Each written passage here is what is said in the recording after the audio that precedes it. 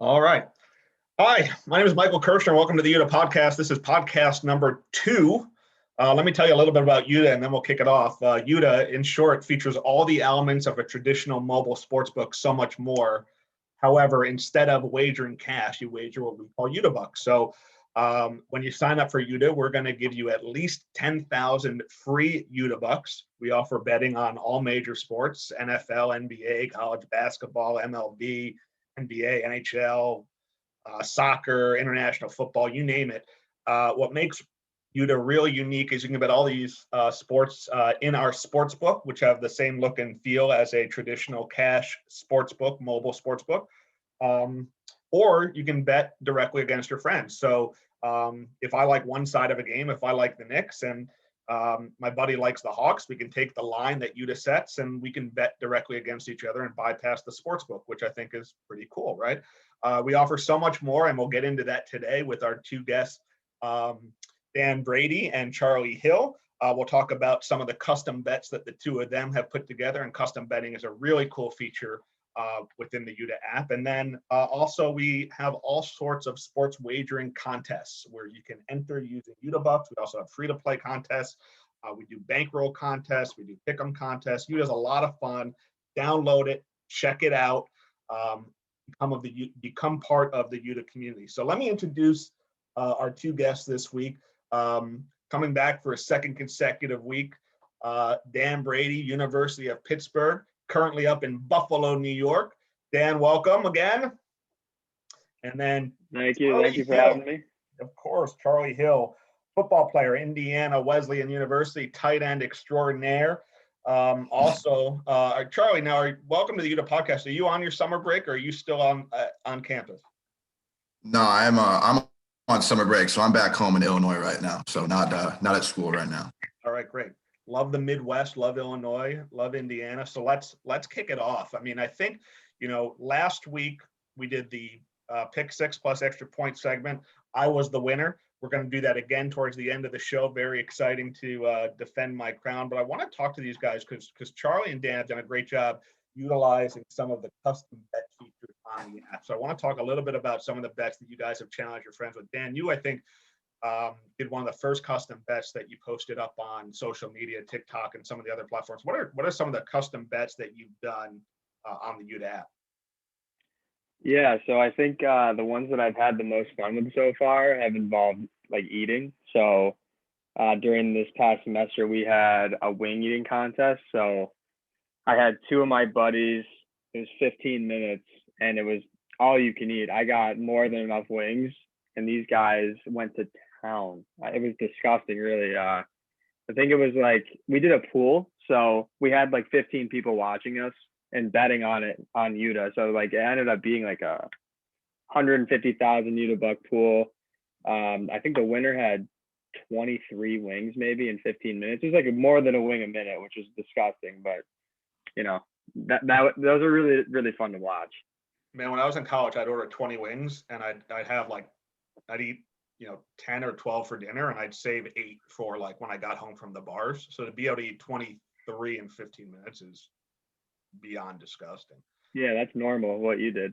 Yeah, talk about the pool too, because it's a cool feature on UDDA, right? Where you get to it's like any traditional pool. You get to bet on who you think is going to win. Talk about the functionality of that on the app a little bit.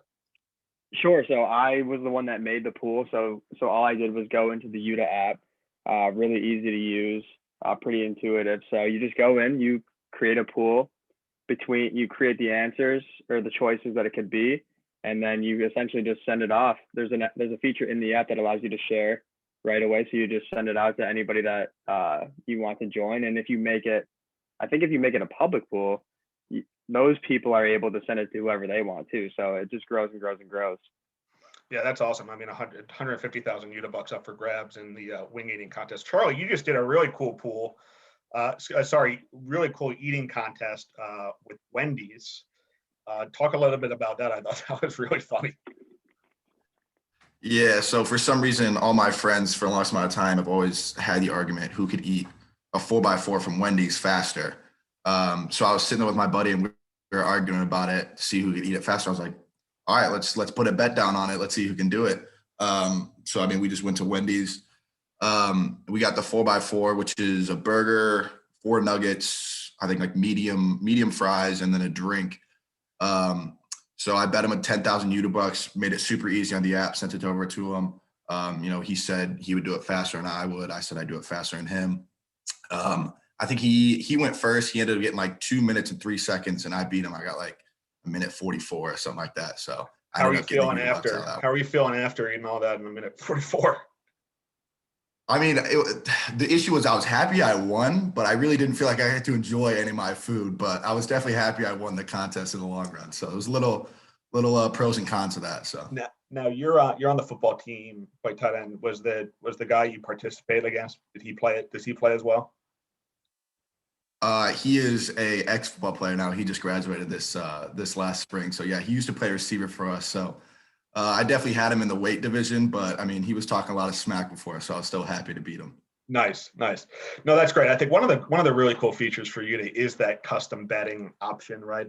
So we're, again, our platform, we're kind of wagering agnostic. We want you to have as many options as possible on how you want to wager your UDDA. I think, quite frankly, I think a lot of people gravitate towards the sports book. It's certainly the most intuitive, easiest to use, easiest to understand, but lots of different ways that you can utilize UDDA to wager your UDDA. And remember, UDDA are free, right? When you sign up, you get 10,000 at least to enter. If you ever run out of UDDA, you can always purchase more within the in-app purchase feature within the UDDA platform. But you can refer a friend to earn anywhere between 5,000 and 15,000 UDDA. We have a daily spin and win feature where you can literally spin the wheel every 24 hours and win up to 10,000 UDDA for each spin. So the idea is that it's free, but if you ever want to become a whale or a big time player, or you run out of UDDA, make sure you go into the in-app purchase and purchase some UDDA. All right, let's transition a little bit now. Let's talk a little bit about some of the events this weekend before we get into the pick six plus the extra point segment. NBA playoffs just kicking off. First of all, I want to get your guys' perspective. This NBA play-in tournament. Last night's game was tremendous, Warriors, Lakers, but was really the first real competitive game we've seen. What are your guys' thoughts on the play-in tournament?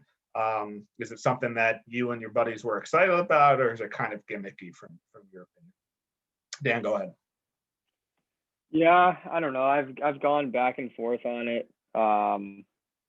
I've had a bit of a loss of love for the NBA this year in general, just not having fans, but specifically with the play-in tournament. I think, a game like last night definitely makes it seem like it's something that should continue to go on, just having those two teams. But are we ever going to see a team like the Lakers in the play-in tournament in the future?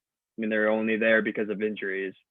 So, and the loser of that game is playing again to see if they can still make it. So I don't know. Going forward, I would say no, because one of those two teams could not make the playoffs, and they rightfully deserve to make it as a 7 or an 8 seed. So I don't know. I would scrap it. Yeah. What do you think, Charlie?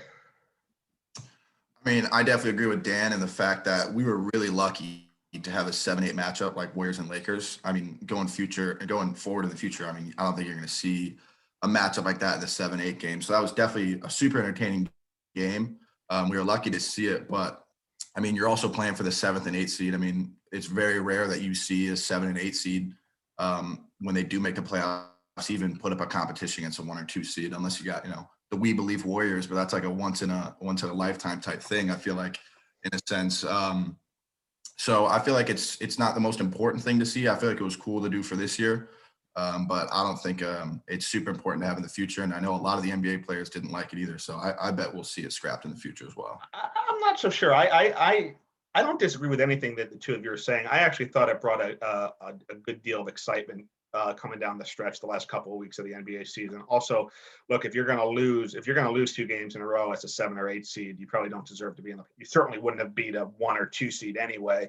If you're going to lose to that caliber of competition, I think it does a little bit to prevent some tanking down the stretch. More teams have opportunity to make the playoffs. It wouldn't surprise me if this is something that they kept doing in the future. All right, let's stay with the NBA real quick. Let's talk about these series that we know about.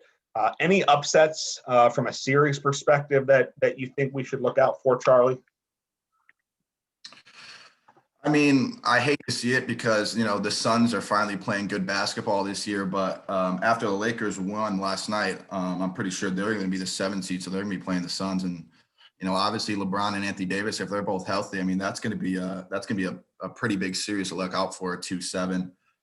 So, I mean, that's one that I would choose right off the bat. Might be a pretty easy one to choose, choosing LeBron. But, I mean, that's definitely something we should be looking out for. Yeah. Dan? I definitely agree with Charlie. Well, there's one other one that I'm looking at, and that's Heat Bucks. Let's not forget the Heat made the finals last year. I don't know if that was a fluke or not. They had a weird regular season, but it's still the Heat. They made it. And as we've seen in the past, the Bucks sometimes don't have what it takes to make it all the way. Yeah, I love the Bucks at the beginning of the season, but that was actually the matchup that I was gravitating to as well. Heat now plus 235 on the money line to win the series. Bucks minus 310. For those of you who don't know, that means if you bet $100 on the Heat to win the series, that means if they do win the series, you'd win $235 profit. So not a huge long shot. That's actually one of the closer series we have. The other close series, Trailblazers and the Nuggets, are about a toss-up. Knicks and Hawks. Knicks slight favorites in that series. Knicks actually went 3-0 against the Hawks. I love the Knicks in that series. I think they've been one of the better teams down the stretch this year. Let's move quickly NHL before we go into our pick segment. Dan, I know you're a huge NHL fan. What should we be looking out for kind of in this first round and games over the course of the weekend? Well, without a doubt, I think the best game that I've seen this entire season was Panthers Lightning Game 1. That's been the best series. It's Tampa Bay's leading at 2-0. That being said, both games have been incredible, and I still see this series going 7. I think another series that's been really cool has been the Hurricanes. Their stadium is pretty much 100% sold out. So it's been absolutely rocking in there, both games so far. And I think the team that to watch going forward is the Avalanche. They're just in a complete different class of speed, talent, you name it. They have everything. They're making the Blues, who just won the Stanley Cup just a few years ago, they're making them look stupid, quite frankly. The first game, the shots were 50-23, the Avalanche up to the Blues. So it's been great, but we'll see what happens. I'd say I've gotten to know you fairly well. You're a good sports fan. You're definitely a hockey fan, but you like all sports. Would you say playoff hockey is your favorite? How's it rank between kind of, just events that take place throughout the year? I would say the Stanley Cup playoffs are number one. Obviously, I have a little bit of bias. Hockey is my favorite sport to play. Favorite sport to watch is football. But I still think that the NHL playoffs are the most entertaining playoffs that we have. I have no idea who's going to win. Yeah. I never do. I think that is the best part about the NHL playoffs is it really is wide open once the tournament starts. I think you guys hit it on the head, right? Most years, which teams for the most part are going to wind up in the conference finals. And from an NBA standpoint, there's really, if 4 teams make the conference finals, there's really only 6, maybe 7 teams that are even realistically going to get there. And I think that's what makes the NHL playoffs really unique, is that it is wide open. Hot goaltender can get you there, and anything can happen. All right, let's move to the pick 6 plus the extra point segment. Again, this is 6 questions where we're going to make predictions based on questions that I'm going to ask our panelists. The person with the most correct answers will win and defend their crown on next week's episode. Again, the extra point is the 7th question. That will serve as our tiebreaker. Last week, yours truly, Michael Kirshner, was the winner. I got 3 out of the 6 correct. Will Moore also got 3 of the 6 correct, but I got the extra point as the tiebreaker. Let's just quickly remind you of what the questions and picks were. So Jordan Spieth to finish in the top 10 of the Byron Nelson Classic. Only Will said yes, so he got the point. How many wins the Dodgers will get in their 3-game series with the Marlins? They got 2. Again, Will, off to a quick 2-0 lead, was the only one to get that correct. Last weekend, Lakers played back-to-back road games. Question was, how many games would they win, 0, 1, or 2? We all said 1. They actually won both, so no points awarded. We asked to pick the winner of Game 1 of the NHL playoff series between the Bruins and Capitals. Dan and I both correctly picked the Capitals, so we both got points. Preakness, I gave the choice of the 2 favorites or the 8 remaining horses. Rambauer, the 11-1 long shot, won the race, which means we all correctly picked the field. And the last of the pick 6 was Dow Jones. Would it close above or below 34,125? Dan and Will went below. I went above. It closed 200 points above that number. So I got the point. And then in the extra point, we asked how many runs would be scored in the Cubs Tigers weekend series at Wrigley Field. Dan said 22. Will went with 24. I said 26. There were 29 runs scored, which means I won the tiebreak in the week. So let's move on to this week's question. We're going to start again with golf, PGA Championship at the beautiful ocean course at Kiawah Island. I'll give you the choice this time of any of the top 5 favorites, who are Rory McIlroy 11-1, Justin Thomas 14-1, John Ram 14-1, Jordan Spieth 16-1, and Bryson DeChambeau 16-1. Or you can take the field. So again, any one of those 5 golfers to win, or the rest of the field. Let's go with Dan on this one. Dan? I'm taking the field, and specifically there is one guy to keep your eye on, and that's Xander Shaw. He's been very close in the last few majors, and I like his odds a lot. I think he's 22-1 right now, so not a top 5 favorite, but he's definitely up there. I think he'll take it. Charlie, go ahead. You like the top 5? Anybody in the top 5 or the field? I'm picking from the top 5, not the favorite, but I'm picking Bryson DeChambeau. The Oceans course is like the longest in major history. I think it's like almost 8,000 yards. And I'm sure, as both you know, Bryson DeChambeau can drive the crap out of the ball. So, I mean, that's going to put him in some really good positions when he's got those long drives. The only thing I'm worried about, it's a pretty windy course. So that could come back to bite him in the butt, and there's a whole lot of water there. But I feel like if he can avoid that water and hopefully the wind isn't too terrible, I feel like he's going to be in a pretty good position to win it. So I'm going to rock with Bryson DeChambeau. Yeah, you see, I'm going with the top 5 also. I actually think the safer bet's the field here, but I like your thinking with DeChambeau.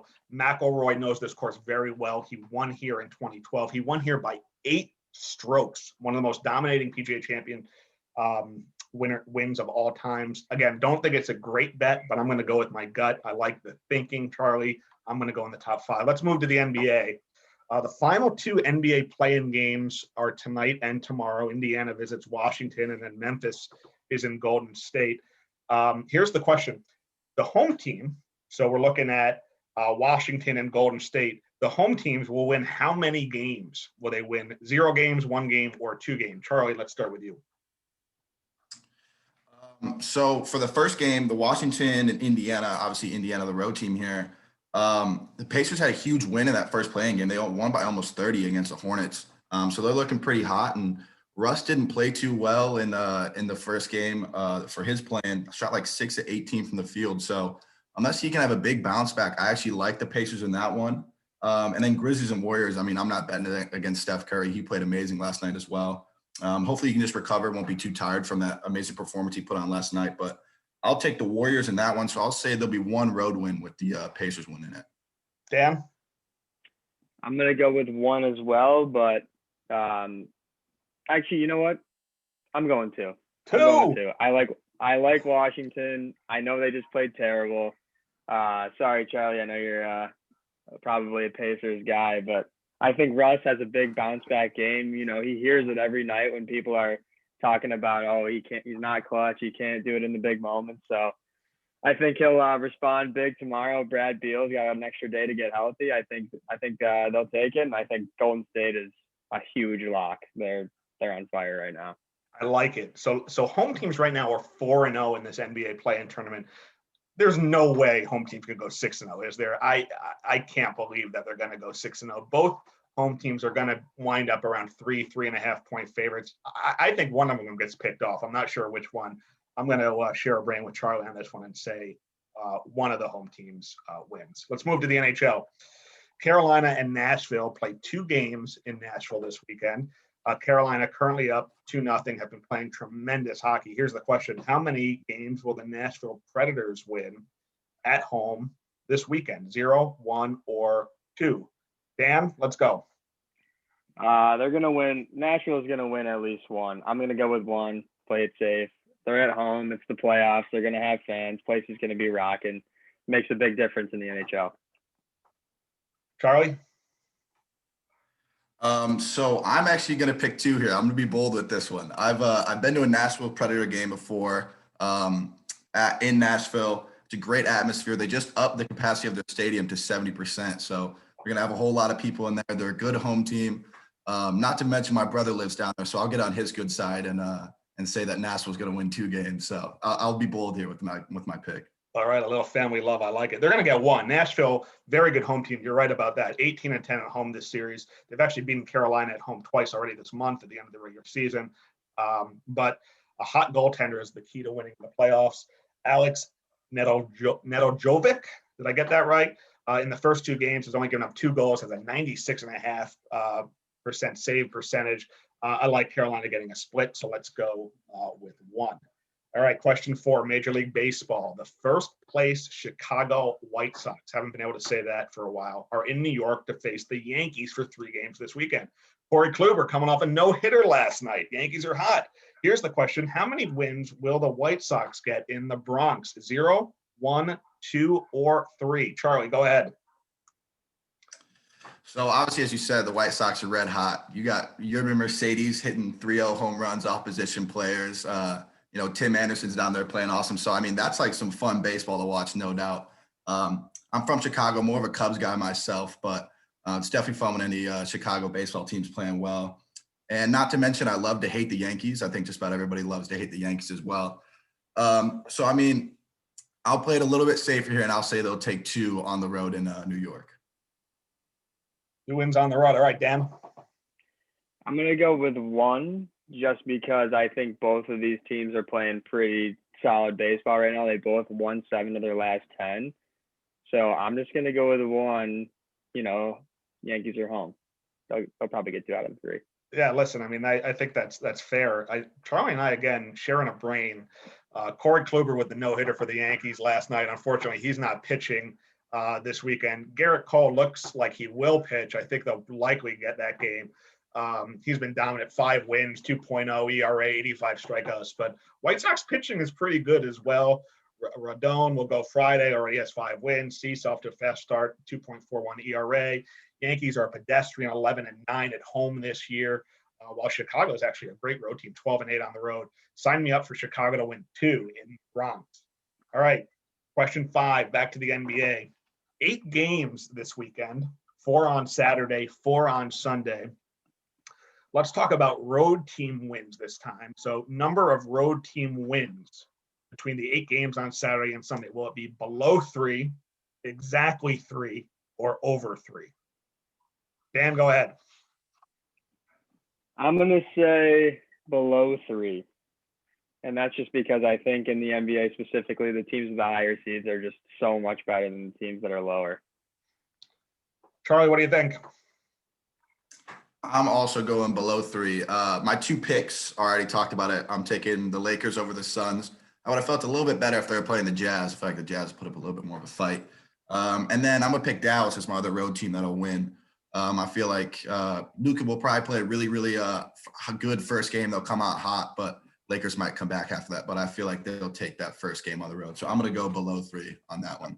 All right, I was setting my lines for this one, and I couldn't set a line that was either above 3 or below 3. So I kind of set it right at 3 to give everybody, 3 options. I'm going to go exactly 3 games. I think there will be 3 road victories on the game Saturday and Sunday.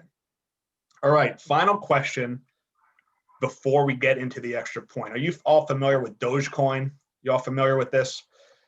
This is a fairly new cryptocurrency. Elon Musk is involved. The price has gone absolutely crazy. Over the past year, the price of Dogecoin has skyrocketed up 16,000%. And I want to put that in perspective for you. If you had invested $1,000 a year ago in Dogecoin, you'd be looking at $168,000 today.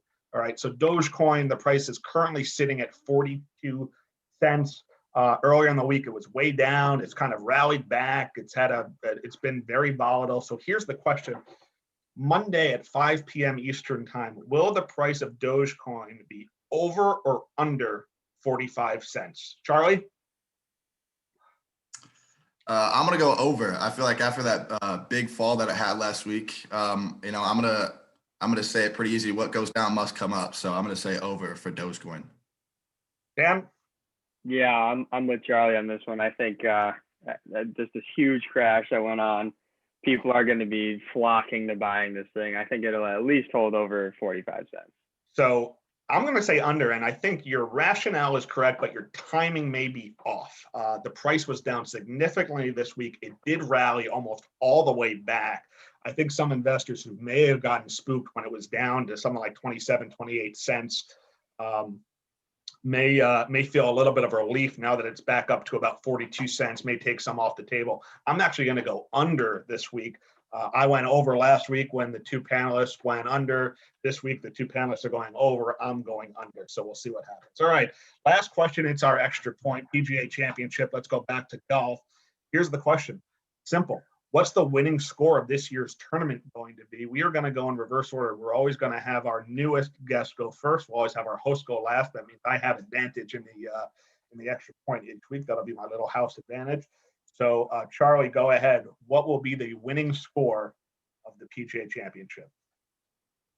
Yeah, so like you talked about, the last time they played at Ocean's Course, Rory dominated, was -13, won by 8 strokes. And I don't see that happening again, so I'll take someone -8 shooting 280. So that'll be my guess, 280. -8, 280. Dan? Yeah, that's real funny. Last night I'm thinking about it, and I'm reading that this is the longest course and all this. So, they're planning on making it hard. It's really funny that you said -8. I think I have the exact same thing written down. I'm going to take -8 too. Well, one of you have you've got to go. It's got to be like Price is Right. You can't say the exact same thing. So you're going to have to go all right, 7. All right, 9. I'll go -7. -7.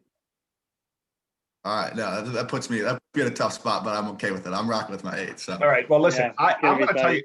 I'm going to tell you something. I could easily go -9 and essentially squeeze you out. But I'm gonna stick with what I have, and I think you all might be a little bit shocked on this one. So the average winning score of the PGA Championships over the past 10 years is a little better than 12 under. You're right. This is a long course. However, everybody hits the ball 300 plus yards now. I don't think length is going to be the issue. I think if anything, it would be wind and weather. Wind and weather looks good.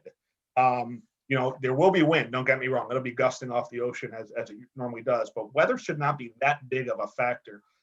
Again, Rory 13 under. Nobody else finished better than 5 under. I think people know this course fairly well. I'm going to go exactly where it finished in 2012. I'm going to go 13 under as the winning score. So again, we will recap the results on next week's episode. We'll have more picks. We'll have more fun. Again, I encourage everybody, please download UDDA, get in on the action, join some of our weekly contests.